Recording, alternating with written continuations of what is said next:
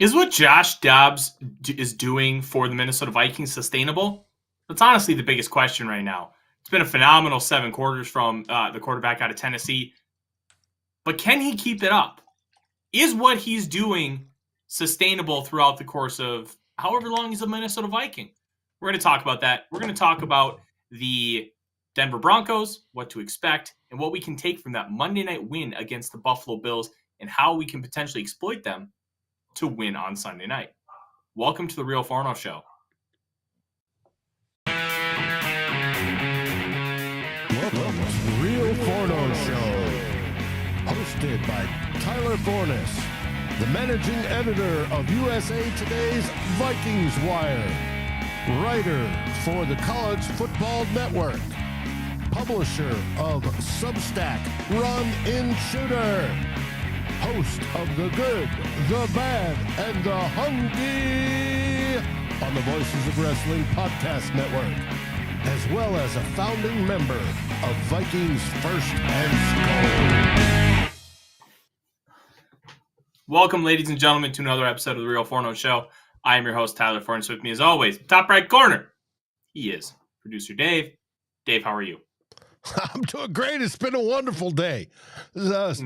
As I was telling folks in the chat before the show, it's a beautiful day here. We got out first thing this morning, Justin Day's podcast, Purple and Gold for Days. His podcast only debuted over on Vikings First and SKOL. I shouldn't say debuted.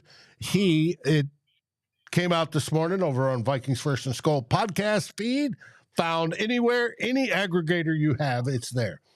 I just got finished doing a little while ago, Who Will Be King? The NFC North Roundup, as we get together and we talk about the NFC North. That is a blast. Ask Justin. He loves listening to that show. It can only be found over on our Vikings First and SKOL podcast feed. It was fun. And of course, yes, we picked on the Packers, the only NFC North team to lose this last week. And hopefully they will lose this week as well. But first, I want to welcome everybody that's in the chat already. Sean, Josue, Bob, Raymond, the lovely and beautiful Miss Mary, my wordless opinion. Who else am I missing? The good doctor is in the house. Clifford, Forlorn, and Purple Poopy Pants, who was first to remark. Harmsy, and anybody else that I miss. Thank you for joining our show tonight. And Tyler is going to break down what he saw grinding the film. And we're talking Vikings football. Yeah, absolutely. And this Vikings team is very fun. It's also very weird. It's something we should be used to, though, because the Vikings have had success with backup quarterbacks for a long time. You look at some of the recent NFC Championship game appearances. 1987, backup quarterback, Wade Wilson. But that was more of an ambiguous one because he kind of took over the starting job from Tommy Kramer at times, and then Tommy Kramer took it back. But in all honesty, when you kind of look at the overarching theme, it was Kramer, and then Wilson was the backup, okay? 1998, Randall Cunningham. Brad Johnson breaks his leg in week 2 against the Rams. Randall Cunningham comes on in and almost has an MVP season. And something that I honestly think you could argue was a catapult to him potentially getting into the Hall of Fame. He's not there right now. He just isn't. And that's okay that he isn't there, but we should probably have that conversation that, you know what, maybe he should be. And then you have 2017. 2017, the Case Keenum year. And, man, those were some fun seasons. Backup quarterbacks. Backup quarterbacks nearly led the Minnesota Vikings to Super Bowl berths. But for multiple reasons, didn't happen. Could Josh Dobbs be the next guy? What we saw in the first game we talked about, you really can't take a lot from it. Why couldn't you take a lot from it? Well, you didn't know the offense. And we talked about, and we called it street ball. And TJ Hawkins had kind of made a reference to that in the locker room. It's just one of those things.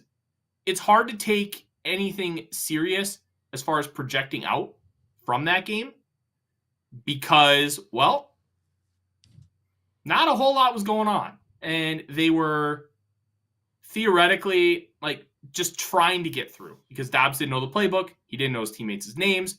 So those nuanced details make it so you kind of have to throw it out as an anomaly. Now, 12 days in practice in the building against the Saints, he ran the offense. Yeah, they may have not had the entire playbook available because he wasn't 100% confident with it, but they ran the Kevin O'Connell offense. It wasn't like a super watered-down version of it. It was the offense. And that is when you can start taking things really seriously. Why? Because he's acting like the quarterback of the football team. He is doing all the things that you need, from your starting quarterback. It's not cosplay. It's not, hey, you're doing this. You're not just playing Madden, as Dobbs called it, because basically he was describing concepts. O'Connell was describing concepts to Dobbs like you would see on Madden. Curl flat, where you have a tight end or wide receiver go into the flat, wide receiver run a little curl. That's how those concepts are called on Madden.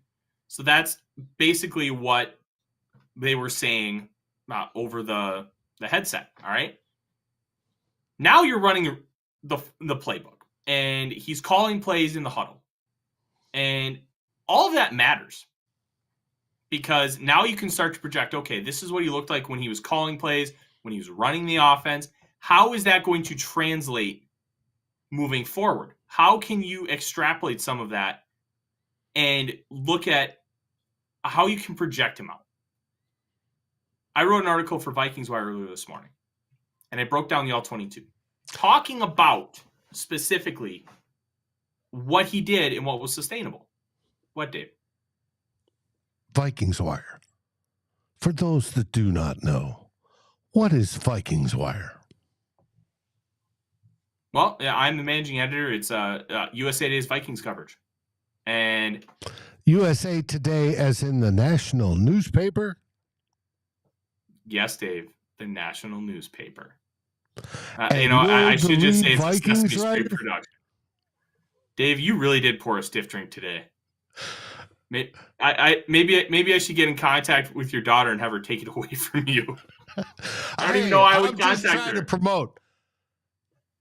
There is no better coverage of Minnesota Vikings in the written form than from this man, Tyler Forness, over at USA Today's Vikings Wire. So if it's not part of your daily feed, it should be. Just saying. Yes. 100%. So let's kind of talk about Dobbs. If you want to follow along, I recommend that you pull it up. It's the game itself was interesting because the Vikings really struggled to run the football. A lot of that had to do with the running backs really not knowing where to go. They were struggling to find the hole. They were struggling to make things happen. Ty Chandler, when it was a gap play, so gap run, it's like, okay, you're going to run through the B gap, and we're going to open that hole for you. It's easy. It's point and shoot. It's like target practice. You go to the gun range. You've got a target 50 yards in front of you. You're aiming directly at that target. Easy stuff, right? Zone runs are a little different.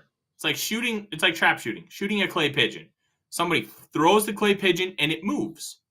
And you have to find it and hit it while it's moving. And that's what a zone run is. Everybody's moving, and then the holes will open up, and you have to find it, adjust, and fire. Chandler struggles with that. So does Alexander Madison. But the second you get gap stuff involved, where Chandler, all he has to do is, I'm running here. I just got to be patient, wait for the block, and then go. Yeah, he's pretty good at that.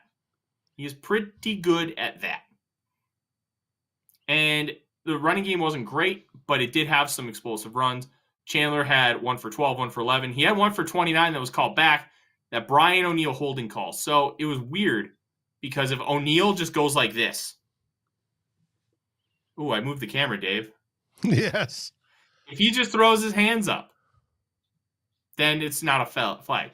The reason why it was a flag is because he goes for the block, and then he ends up just kind of like almost like hugging the guy. He didn't pull him down. The inertia and momentum of the defender brought him down. But it looks like a hold. If it looks like a hold, they're going to call a hold. So yes, that's why that got called.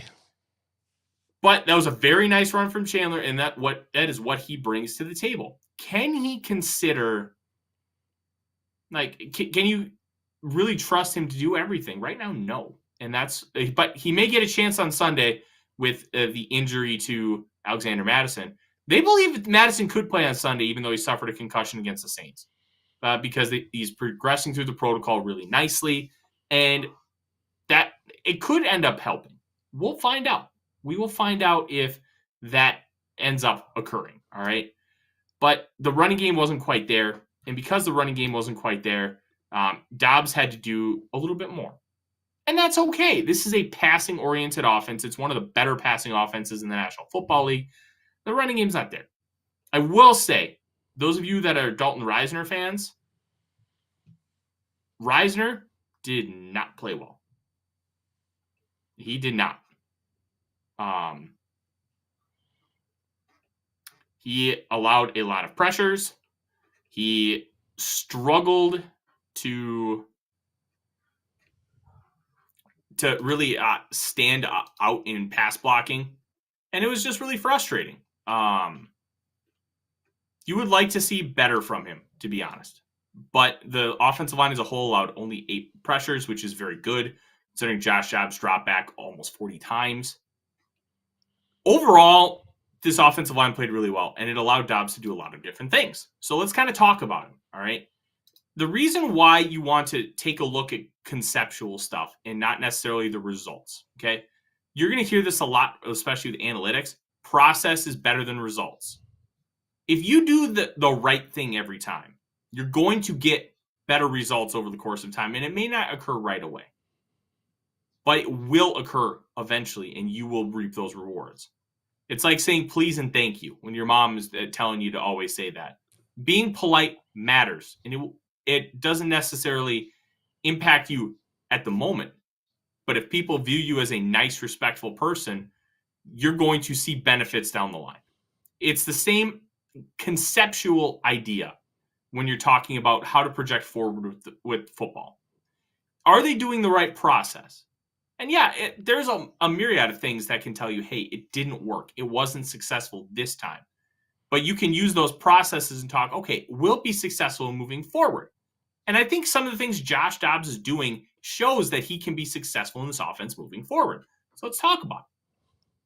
First thing I want to talk about is that play early on. It's the second drive of the game, that deep ball to Addison, the corner route, that almost gets intercepted. Well, it almost got intercepted because Dobbs had the balls to throw it. And should he have thrown it? You can make an argument he should not have thrown that football because it was tight coverage, but he had the trust in Addison and his arm to be able to throw that. That will sometimes end up in interceptions. And you know what? Those are the interceptions I did not criticize Kirk Cousins for because he trusted the situation, he trusted the player, and sometimes you just throw a pick. And that's fine. There's nothing wrong with throwing an interception at times because you have to be able to trust the guys that you're throwing to. Okay. The reason why I liked this is for what I stated earlier, but also he doesn't have chemistry with Jordan Addison. He doesn't have the intricate details of knowledge when it comes to routes. Maybe he's not 100% sure where the end point is for Jordan Addison on that corner, and maybe he just guessed wrong. And if he were to guess right and just throw it like 3 yards farther in that kitty corner direction, that's more of a bucket catch for Addison, and you don't have to worry about the defender getting hands on it. So when that gets developed, that's going to impact things a lot more because you're going to have more chemistry, you're going to be able to work with him, and you're going to be able to hit things with just easier in general. So I like that he's having that trust already. The throw wasn't reckless. It could have been smarter and it could have been performed better. But the process of believing in your arm, which he doesn't have an elite arm. He has a Kirk Cousins-esque arm where he can do some of that stuff, but it's not going to be like, wow, like you would do with guys like Patrick Mahomes, Josh Allen. It's not that kind of arm. And that's okay. Not everybody has that kind of arm. But Dobbs is able to offset some of that by being able to be mobile and be smart in the pocket. And because he's mobile, that will offset some of the stuff like Kirk Cousins. Cousins is not a mobile guy. He can escape the pocket every so often, but he's not dynamic. He kind of runs like a dad. And there's nothing wrong with that. But it's not going to be a game-breaking level in the National Football League. That's the difference between him and Dobbs. Dobbs can do some things on the ground. And he can create for himself. And let's kind of move on and talk about something that's going to come up a lot. Well, Mary had a good question here. What is your biggest concern about Dobbs or with Dobbs? Mary, I'm going to get to that later because I want to kind of go over some of this signal stuff. And then through the process of that question will be answered. So we're gonna keep chugging along, but I promise you'll get your answer. One thing that's interesting to me is when you talk about mobile quarterbacks, okay, you're talking about guys like Michael Vick, Kyler Murray, Lamar Jackson. That's where people's minds go.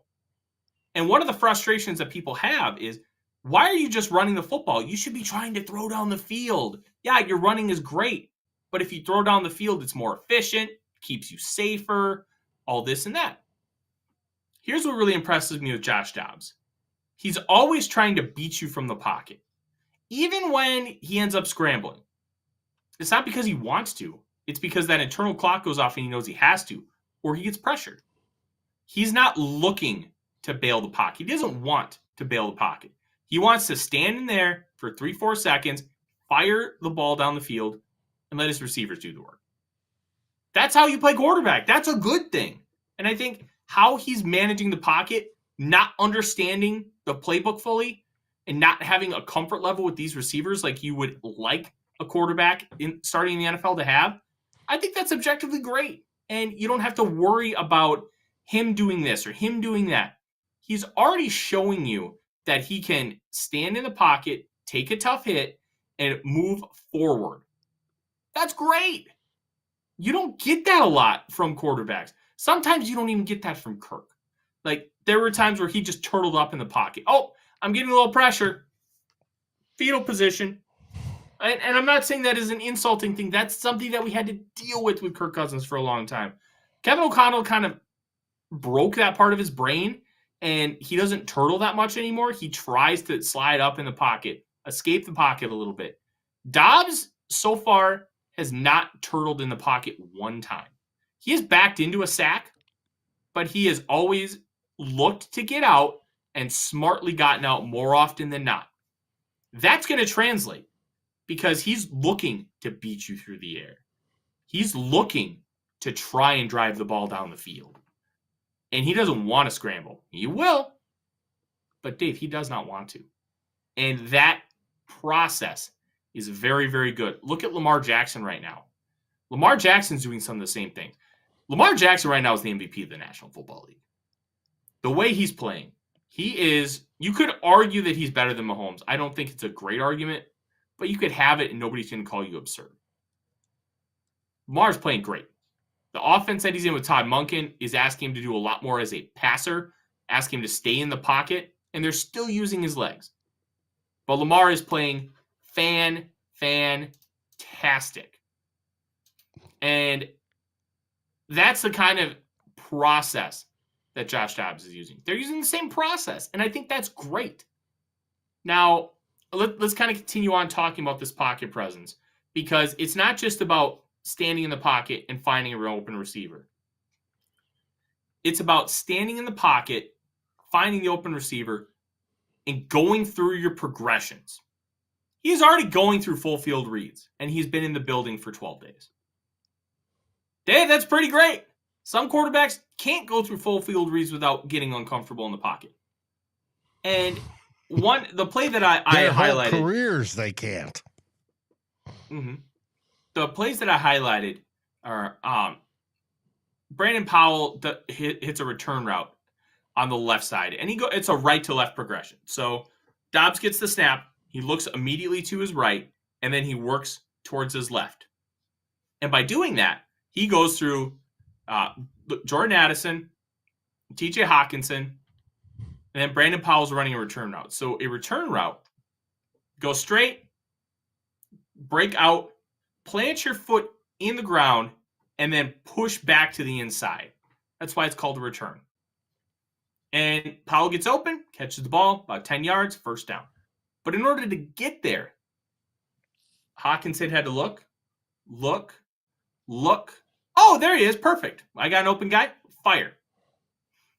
That matters. Being able to work through those progressions and being able to do some of those things. Kirk Cousins was really good at going through those progressions.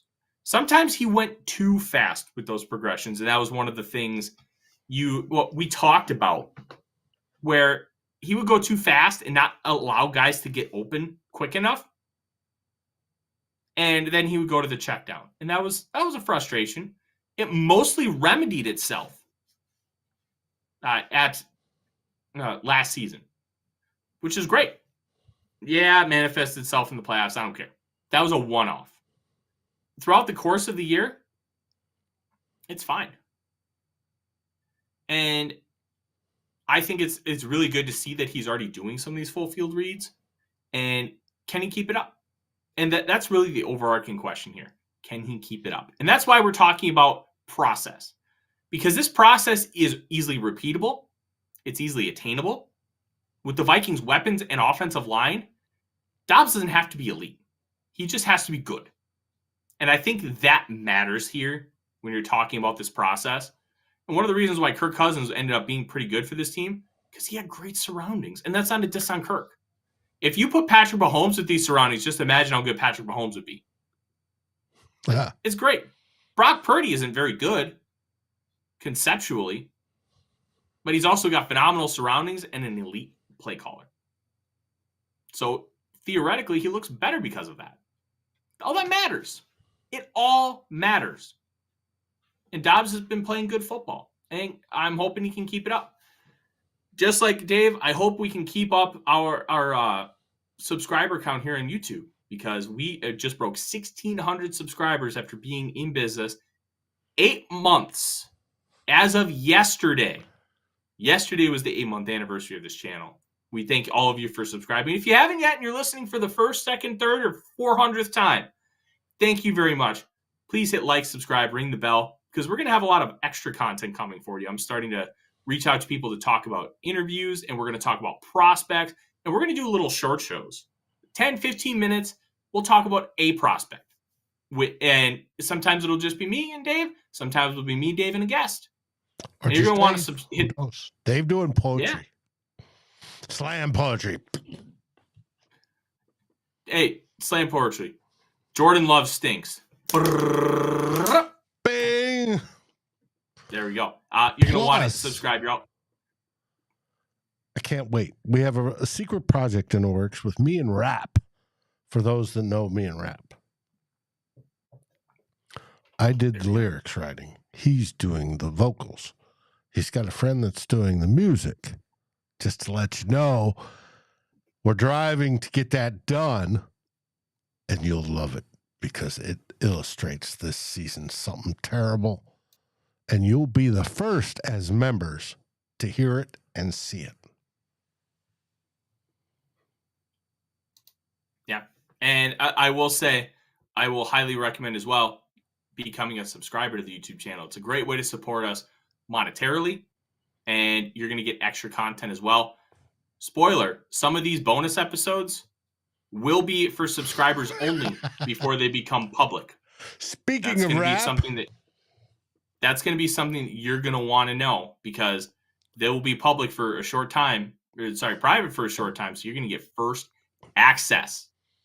And for just a few bucks a month, it's a great way to support us. But even if you don't want to do it monetarily and you're like, you know what, I can't afford to spend extra money, that's fine. Like, comment, subscribe. All free. Does not cost you a cent. and it helps us out greatly. Mm-hmm. And we sincerely appreciate that. Now, let's keep up this conversation with Josh Dobbs because I want to talk about the Denver Broncos.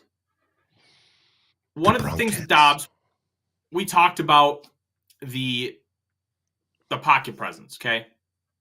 But it's the creating outside of structure. And the pocket presence and the creating outside of structure kind of go hand in hand here, Dave. Why does it go hand in hand? Well, relatively simple.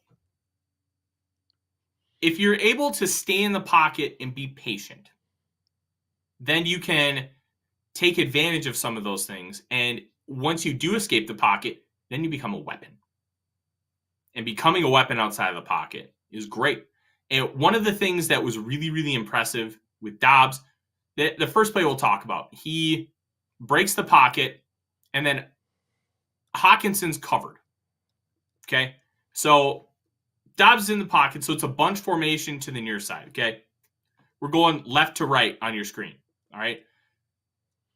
2 receivers up top, one of the motions in the backfield, and then you have 3 down low, okay? So of those 3, Hawkinson is like running a shallow out, all right? No big deal. He runs that route, and then he sees that Dobbs is trying to make things happen, and the pocket's not there, so he escapes, tries to create. Well, the guy, Hawkinson, ends up going towards Dobbs in the middle of the field. Then he comes back, and when he comes back, his defender comes off of him, and they goes and attacks Dobbs. Now, this is why it's important. They're not going to do that to Kirk Cousins. You know why? Nobody's going to believe Cousins is going to be a threat running the football. Dobbs is a threat to run the football. So now you're putting this linebacker in conflict where he's on Hawkinson. But now he has to worry about Dobbs because Dobbs could easily just run and get the first down, and he could do some damage. So in that split second, he's got to make the decision. He chooses Dobbs. Dobbs throws it over him, complete to TJ Hawkinson. Hawkinson muscles his way down inside the 5, nearly a 25-yard gain. Great stuff. But it's all little details. It's all little details. Because he stays in the pocket and tries to make something happen. When it's not there, he escapes. And he keeps his eyes downfield. There was a play where he ended up running the ball that I highlighted on Twitter, where he kind of escapes just outside of left tackle, but he starts moving forward. And he flips his hips like he wants to throw it across his body. He flips it, tries to, see it's not there, and then he runs around the corner. Picks up 5-6 yards. But he's trying to attack down the field. And that process works. It's great, Dave. And I want to continue to see that from him.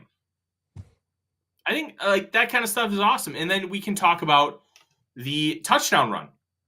Touchdown run, you have 3 receivers up top, 2 receivers down low. One of the receivers up top is Madison, comes back into the backfield, drops back, looks around, can't find anybody, but sees that something's opening up. He starts to move forward, kind of backs around, and then goes left side. He looks like he doesn't want to run the football. Looks like he wants to throw it. Makes a point, and he rounds the corner just a little hard, puts his foot in the ground right in front of safety Alontae Taylor, and then explodes out of it and hits and rounds the corner with ease, gets a touchdown. Little details matter. It's like getting a filet mignon. Well, if you don't put salt on it, is there going to be a ton of flavor? Like, it's just a little detail. It matters when you're cooking that steak. It matters here too. That little stuff is awesome. Filet mignon is known to be for its tenderness more than its flavor. Now, you can treat it right and flavor it ahead of time. My grandfather used to do what we called peppered steak, where we grind whole kernels of black pepper, smash it into the filet. Then he'd take the filet, stick it on a 1,500-degree cast iron skillet, get the sear, then take it in for the final cook. Oh, my God, was that so good. But the whole idea of a filet is you can cut it with a fork. And it's good. Now, Will the Vikings offense be that way, where they can cut any defense with a fork? And hopefully Joshua Dobbs is the answer to that. And the answer is yes. Mm-hmm. Yeah. All this sounds pretty good, right? Mm-hmm. And we're gonna talk about some of the other things as I mentioned earlier, but there's one thing that we need to discuss that has not been discussed yet: the addition of running plays. Okay, you're going to utilize Josh Dobbs in the running game. You have to. It keeps defenses honest, but you don't need to do it a lot, and you don't need to be really consistent in doing so. Okay, so RPO. RPO stands for run pass option. Okay. The idea of the RPO is you read a certain defender, and it's usually a linebacker.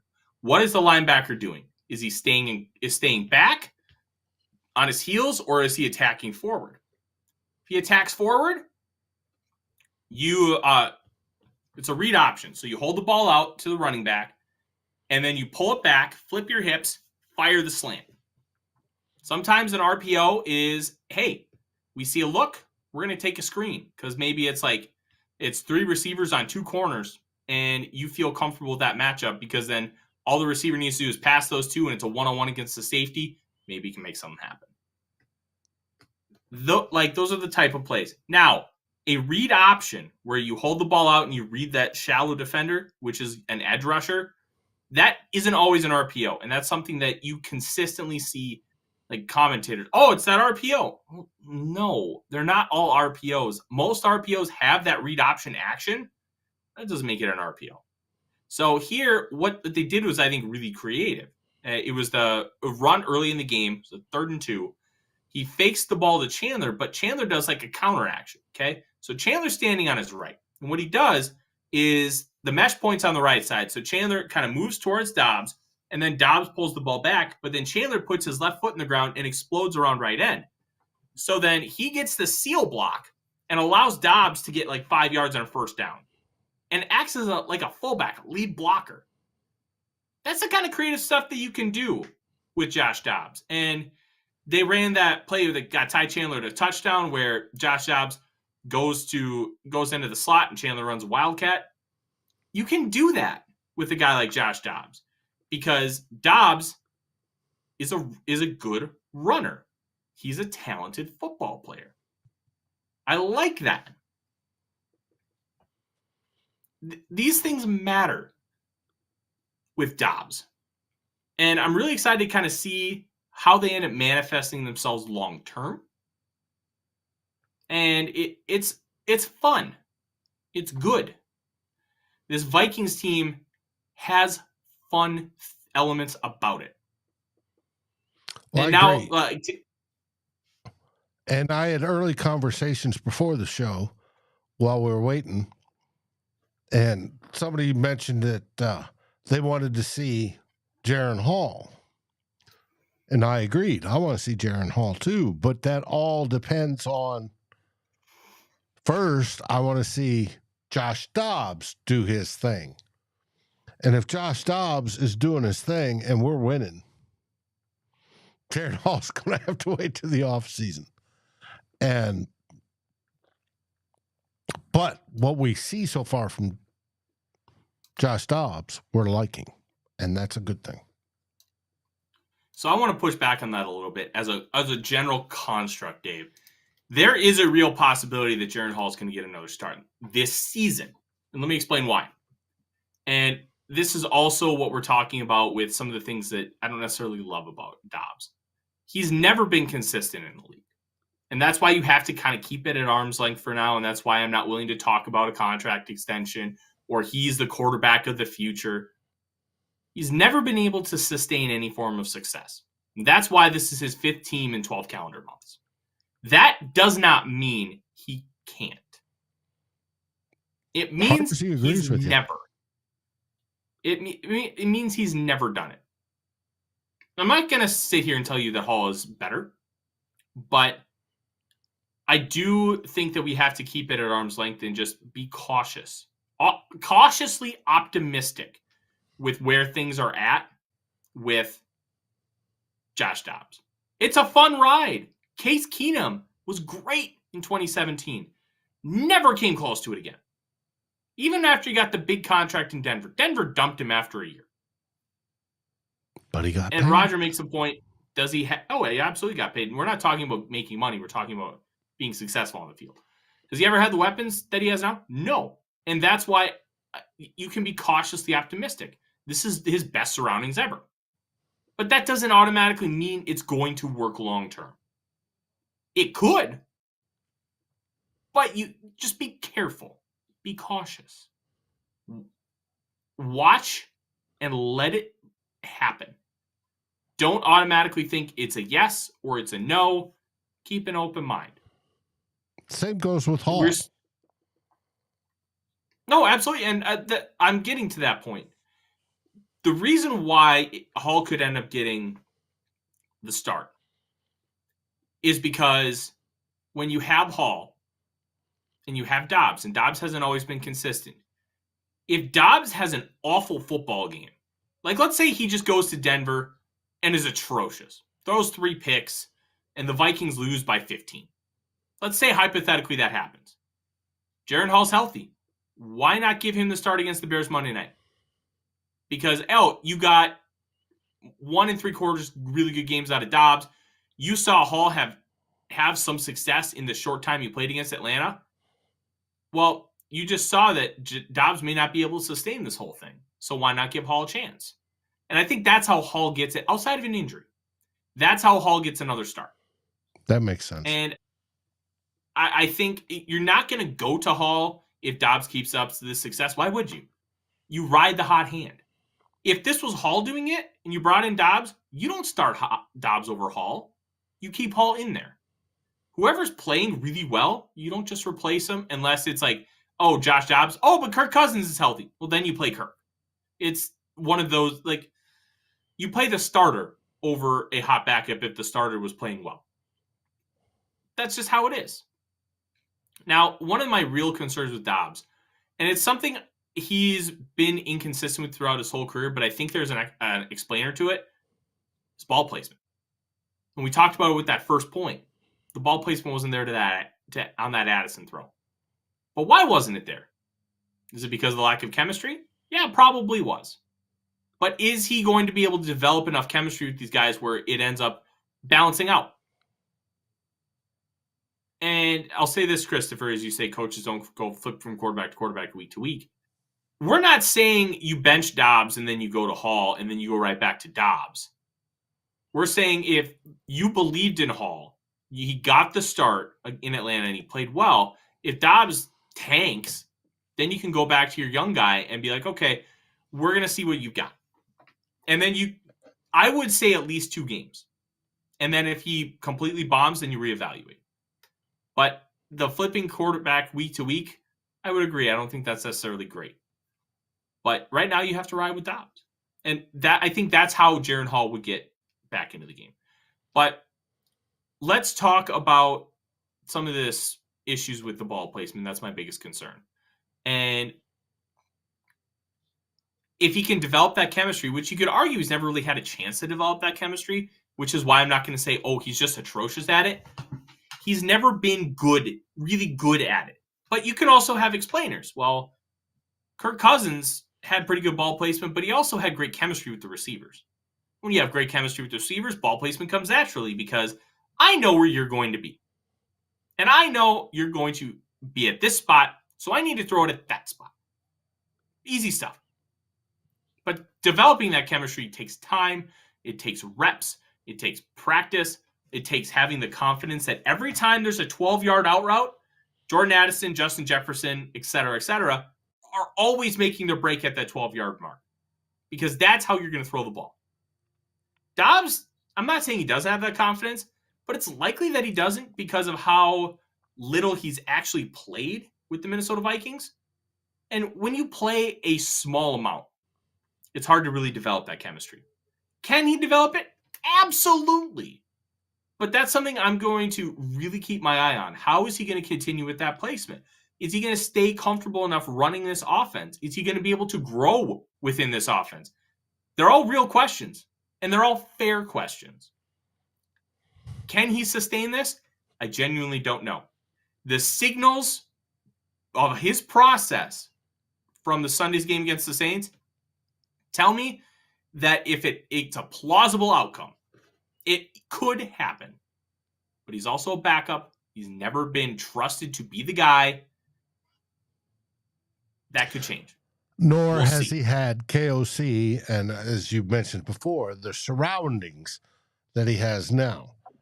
That goes in his favor. But and the question is, if Dobbs becomes that guy, does this make KOC, the proverbial quarterback whisperer? And we now are very happy as Vikings fans because we have a coach that we know can take a quarterback who may be flawed but has certain aspects to the game and then mold that into a winning production. Whether it be Kirk, whether it be Jaron Hall, whether it be Nick Mullins, whether it be Josh Dobbs, we're winning. Yeah.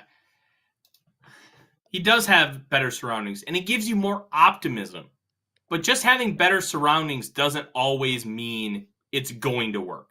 And I think we need to just be cautiously optimistic. Be excited. Understand it could happen. Enjoy the ride. And if it doesn't happen, don't get yourself to a point where you're going to be crushed. That's the key. Don't allow yourself to be disappointed. All right? It's that simple. Okay? Hey, now, I just want to enjoy the season, and so far we're doing that. I know you do. I want to enjoy it too. Let's talk Denver Broncos here for a few minutes, okay? They had a big game against the Buffalo Bills. They forced a bunch of turnovers. Josh Allen did some bozo stuff like Josh Allen does. Allen has this arm arrogance, okay? And when you have arm arrogance, you think you can make every throw because you can. But sometimes they don't work. And when they don't work, turnovers. And they also had some bad luck turnovers. But not all turnovers are created equal. Sometimes analytics will tell you that turnover luck is a real thing. And you know what? To a point it is. But at the end of the day, if you throw it right at a DB, that's not luck. You're a bozo.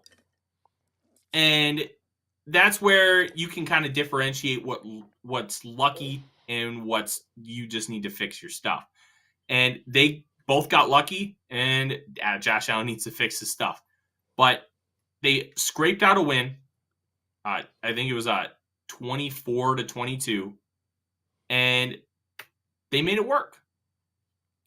The weird thing about this team, Russell Wilson's not very good. He just isn't. And when you look at Russell Wilson, he was good at one point. And what can you extract from that? Basically, here's what this offense is. Here's your first read. If it's not there, run around. Kind of what he did in Seattle. He was a little better than that. Conceptually, it's not too dissimilar. Russell Wilson loved running around and being able to throw the ball to all levels of the field because of what he was good at.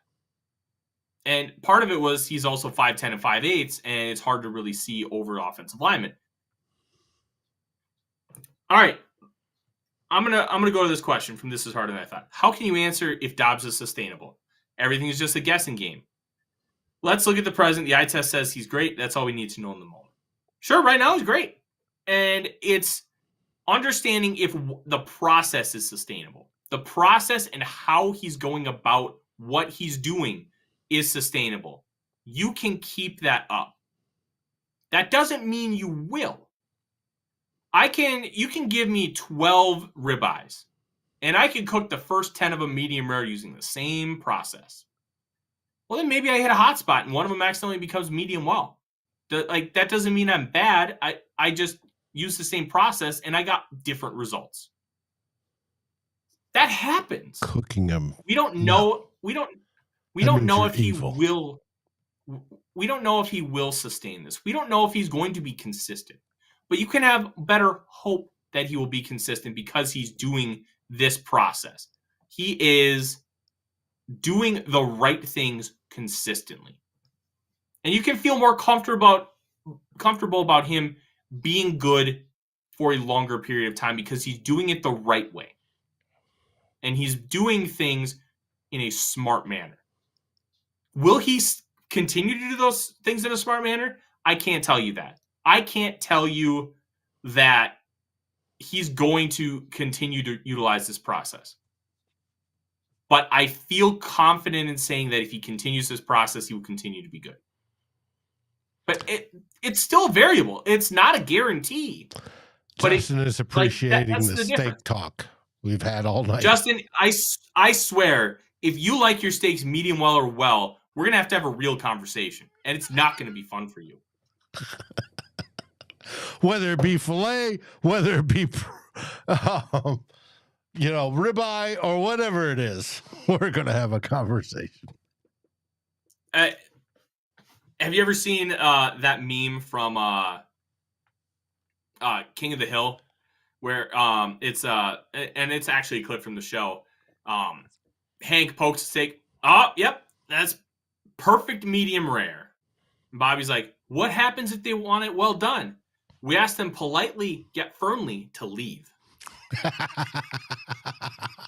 And when I worked in kitchens, we always used to make fun of the well done steaks because, like, why are you ruining this meat? No, bad. We did tell people that if you ordered like our 4-ounce steaks, we had to cook them medium because you really can't. Oh, good, medium rare. Thank God, Justin. We don't have to have a talk now. You don't. A 4-ounce they were almost about this big. And they were almost impossible to cook rare or medium rare because once you sear it, it pretty much makes it medium. So we would tell people that we will try, but it's no guarantee. And if it ends up medium, like, we're not remaking it because it's one of those things. Patrick, I know what you're doing. Don't do it. I do too. He's trolling. Patrick wants to come on the show. We need to have another episode where we bring our members on. And Patrick wants to come on. Maybe you can debate and educate him on how steak should be cooked and not accompanied with ketchup. I will say, if you ever season steaks, make sure you rub the spices in. It's amazing how different it is based on just seasoning it versus actually like seasoning it and then just rubbing it into the meat really quick. It makes a massive difference. It's crazy. But to finish up with the Broncos, the offense is pretty much simple. And the they don't really trust Russell Wilson to do a lot. And they're going to run the ball and throw a lot of like dump offs and screens and stuff. So I think what Brian Flores is going to do is something he's done before. 5-1-5. 5 on the line of scrimmage, 1 linebacker, 5 DBs, and he's going to run that a lot. And he's going to make you go man on man and make it difficult for you to find holes.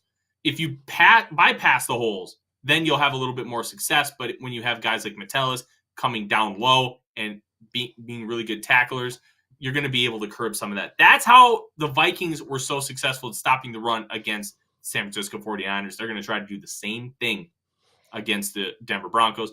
Will it work? We'll find out. That's why you play the games. The games aren't played on spreadsheets. They are played on the field.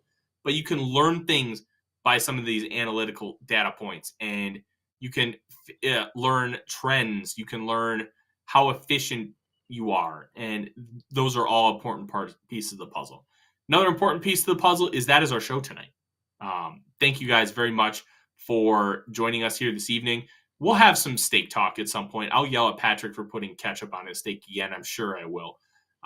That's an interesting one. I mean, brown sugar bacon works. I can see brown sugar steak working too. It's just a different form of meat. Sweet and savory. Barbecue, but I don't know. I have my own steak recipe, which I absolutely love. So that is our show for members only.